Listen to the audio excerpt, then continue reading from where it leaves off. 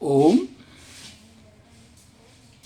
मोटापा कम करने हेतु परम पूज्य गुरुवर पूज्य स्वामी जी महाराज द्वारा बताए गए 14 आसन, जिससे हम अपने शरीर पर बढ़ा हुआ मांस उसको कम करने में सहायक है।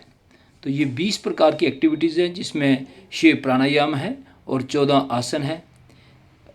भारत में आधे लोग जो हैं वो आधे से ज़्यादा लोग जो हैं वो मोटापे के शिकार हैं। मोटापा एक बहुत बड़ा बीमारियों का घर है, जिससे कई प्रकार की बीमारियों का जन्म मिलता है, जिससे डायबिटीज़ और कई प्रकार के रोग उत्पन्न हो जाते हैं। हमारा मेटाबॉलिज्म ठीक से नहीं होता।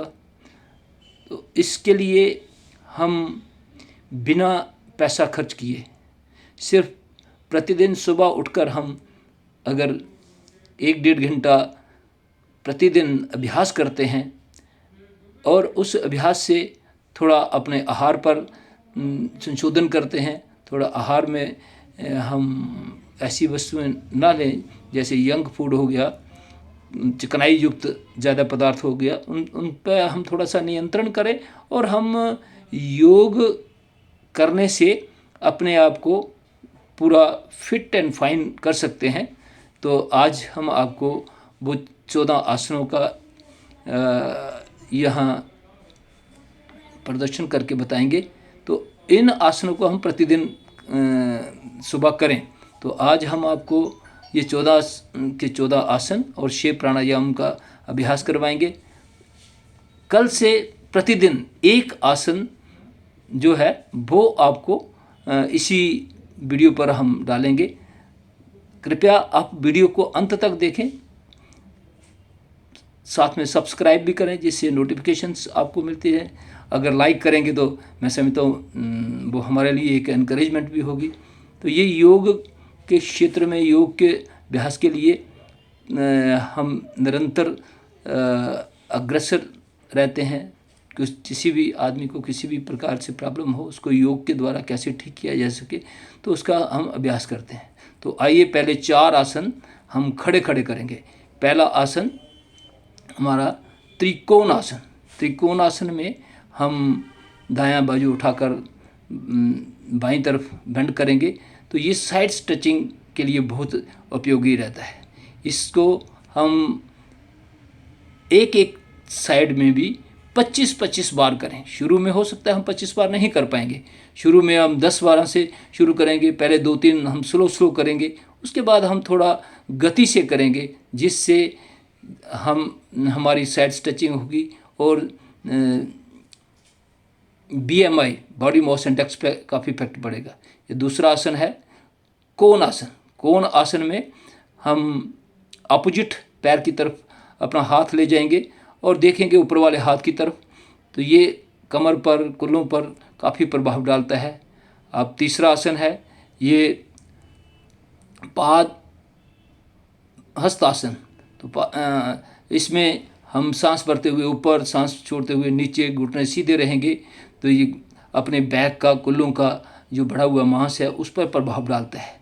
इसको भी हमने कम से कम 25 बार तक हमें करना है एक राउंड में। तो शुरू में हो सकता है 10-15 से ही शुरू करेंगे।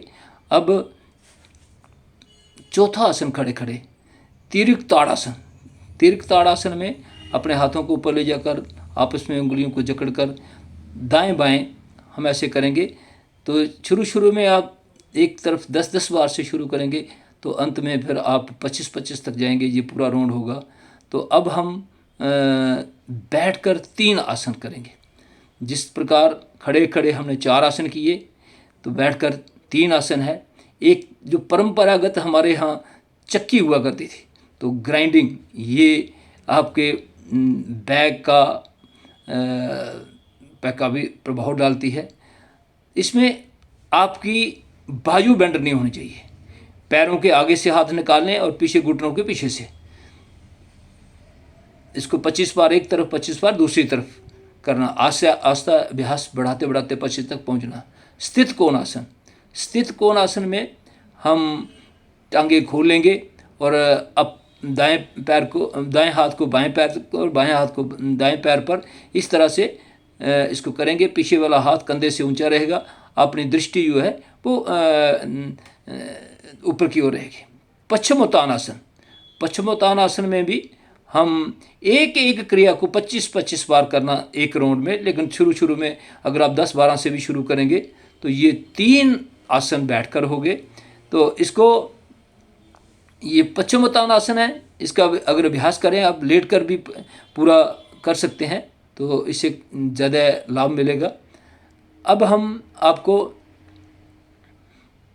2 आसन पेट के बल और 5 आसन पीठ के बल। तो पहले पेट के बल करने वाले आसन भुजंग आसन। भुजंग आसन का पार्ट 1, इसमें अपने पैर मिले हुए, घुटने मिले हुए, हाथ बगल में और आगे से उठाएंगे, नाभि तक उठाना है। तो इसमें गतिशील रहना है, गति से हम करेंगे, ऊपर नीचे। इस प्रकार हम ये 10-15 से काउंटिंग करके ये इसको 25 तक ले जाने का प्रयास करना है, आहिस्ता आहिस्ता।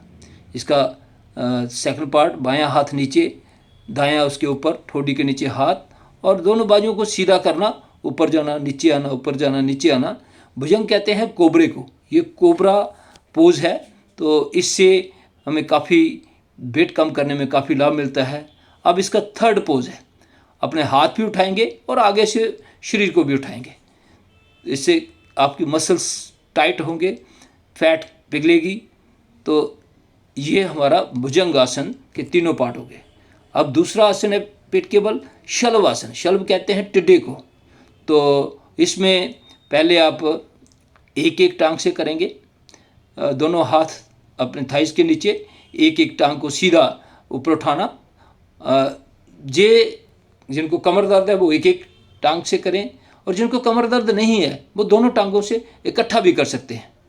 दोनों टांगों से इकट्ठा करें तो एक एक क्रिया को 10-15 से शुरू करके 25-25 तक आहिस्ता आहिस्ता ले जाना है। इस प्रकार शलभासन की भी 4 क्रियाएं रहती हैं। अब दोनों हाथ पीठ के पीछे और आगे से बॉडी को उठाएंगे, बॉडी ऊपर नीचे करते करते। तो ये भी क्रिया 25 तक ले जाने का प्रयास करना है। अब दोनों तरफ से उठाने का प्रयास करेंगे, टांगें भी और आगे से धड़ भी, दोनों तरफ से उठाया, ऊपर नीचे। इस प्रकार ये आपके 2 आसन है। इसमें इसका जब अगर आपको थकावट हो जाए तो आप बीच में थोड़ी विश्राम भी कर सकते हैं। अब करवट लेकर पीठ के बल आ जाएं, तो पीठ के बल आपको अब 5 आसन करने हैं।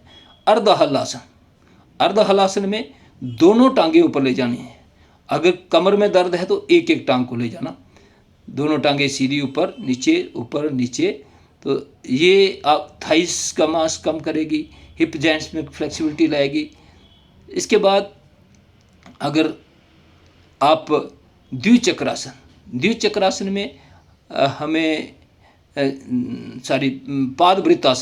पादवृत्तासन में हमने एक एक टांग को गोल घुमाना है, बड़ा वृत्त बनाना है, बड़ा गोला बनाना है। पहले दाईं टांग से करें, एक साइड करें, फिर उल्टा करें, फिर उसके बाद बाईं टांग से क्लॉकवाइज, एंटी क्लॉकवाइज। और ये सारी क्रियाएं, इनको आहिस्ता आहिस्ता 25 तक पहुंचना है। तो इसके बाद फिर दोनों टांगों को मिला के भी हमें करना है। ये भी 25 बार एक तरफ से, 25 बार दूसरी तरफ से। शुरू में हो सकता है आप 5-10 ही कर पाओ, ये उल्टा भी कर लें। ये 2 आसन हो गए आपके। अभी तीसरा आसन है, ये द्विचक्रासन है, साइकिलिंग। द्विचक्रासन में अपने टांगों को साइकिलिंग की तरह घुमाना और फिर उल्टा। इसको 10-15 से शुरू करें, फिर आहिस्ता आहिस्ता 25 तक चले जाना है। फिर दोनों टांगों को मिलाकर भी करें। कमर दर्द है तो एक एक टांग से करना है, अगर कमर दर्द नहीं है तो आप दोनों टांगों से कर सकते हैं, क्लॉकवाइज, एंटी क्लॉकवाइज। ये आपके 3 आसन हो गए।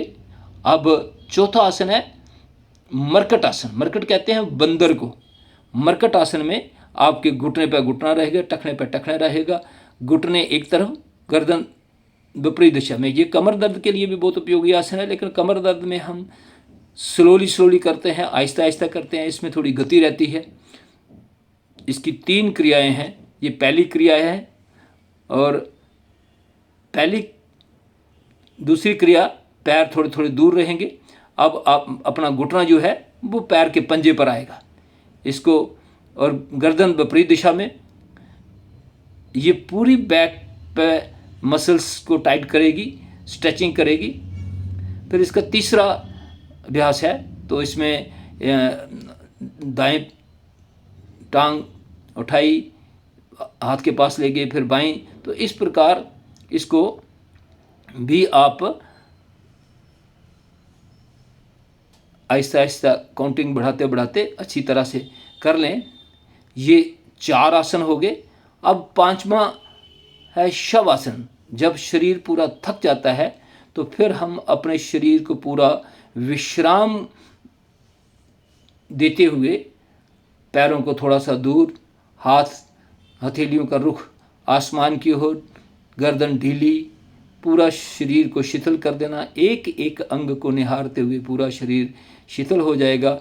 जितनी भी थकावट इस पर हुई आसन करते हुए वो सारी रिलैक्स हो जाएगी, और फिर बाईं ओर करवट लेकर उठकर बैठ जाएं। इसके उपरांत आप आसनों के बाद प्राणायाम का अभ्यास करेंगे। प्राणायाम भी उतना ही जरूरी है जितने आसन हैं। प्राणायाम से हम हमारे इंटरनल सिस्टम को भी अपग्रेड करते हैं। पहले हमारा है वस्त्रिका प्राणायाम। वस्त्रिका प्राणायाम हम 3 प्रकार से करते हैं। मध्यम गति से डीप ब्रीदिंग करते हैं, फिर स्लो, जिनको हार्ट पेशेंट हैं, जिनको उच्च रक्तचाप है, उनको स्लो करना है, और जो कर सकते हैं, जो बिल्कुल थोड़ा ठीक समझते हैं, तो वो तीव्र गति से भी कर सकते हैं, क्योंकि तीव्रता ओबेसिटी कम करने के लिए ज़्यादा उपयोगी रहती है। तो ये 5 से 10 मिनट, 5 मिनट तो सामान्य करवाते हैं। तो फिर उसके बाद कपालभाति में हम आधा घंटा भी कपालभाति कर सकते हैं। और कपालभाति करने के बाद अब बाह्य प्राणायाम में 3 बंद लगाकर हम पूरा सांस बाहर निकाल के पेट को अंदर खींच लेते हैं, पेट को रीढ़ के साथ मिला देते हैं। तो 3 बंद, मूल बंद, उड्डयन बंद और जलंधर बंद। मूल बंद यानी गुदा भाग को ऊपर खींचना, उड्डयन बंद यानी ऊपरले पेट को अंदर खींचना, जलंधर बंद अपनी ठोड़ी को कंठकूप के साथ लगा देना, और सांस बाहर निकाला हुआ बाहर ही रोक देना। इस प्रकार हम 5-10 बार भी कर सकते हैं। जब 5 बार से शुरू करें, 3 से शुरू करें, फिर 5 तक पहुँचे, फिर 10 तक भी आप कर सकते हैं। ये कई बीमारियों, पाइल्स, फिस्टुला इत्यादि के लिए काफ़ी लाभदायक है। यहाँ तक अपने अष्टचक्र हैं उनको जागृत करने के लिए भी बहुत काफ़ी उपयोगी है। बीच में एक क्रिया है पेट की, वो पाचन तंत्र को ठीक करती है। तो पाचन तंत्र हमारा अच्छा होना चाहिए। तो इसमें हम सांस को बाहर निकाल कर मूल बंद लगाकर तो पेट को हिलाते हैं। तो ये क्रिया भी हम 3-4 बार, 5 बार ये क्रिया कर सकते हैं। उसके बाद उज्जयी प्राणायाम है। जिनको थायराइड की दिक्कत रहती है, थायराइड में कुछ लोगों को मोटापा बढ़ जाता है, तो थायराइड में उज्जयी प्राणायाम काफ़ी सहायक रहता है। पूरा ऐसे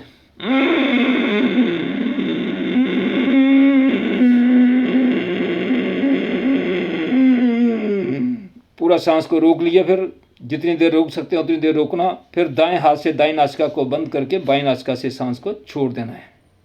इसी क्रिया को आप 5-7 बार भी दोहरा सकते हैं। जिनको थायराइड है वो 20-21 बार भी कर सकते हैं। इसमें जो फूड पाइप, जो विंड पाइप है, उसमें कचरा इत्यादि अड़ा रहता है, कई बार खांसी भी हो जाती है। तो इस अभ्यास से ये थायराइड को भी ठीक करता है, स्नोरिंग भी ठीक करता है। बहुत उपयोगी आसन है। हमारी थायराइड ग्रंथि का स्राव अच्छा होता है। तो इससे जो सामान्य है, जिनको थायराइड नहीं है, वो 3 से 5 बार करें तो उनके लिए सफिशेंट है, पर्याप्त है। लेकिन जिनको थायराइड है वो 3, 5, 10, 15, 20 बार भी कर सकते हैं। अब इसके बाद आपको अनुलोम विलोम बहुत अच्छा प्राणायाम है। इससे हमारे मस्तिष्क को काफ़ी शक्ति मिलती है। और अनुलोम विलोम के बाद हम भ्रामरी करेंगे, और भ्रामरी के बाद फिर थोड़ा सा ध्यान करेंगे। भ्रामरी में हमारी तर्जनी उंगली माथे पर, 6 उंगली आँखों के ऊपर, और ये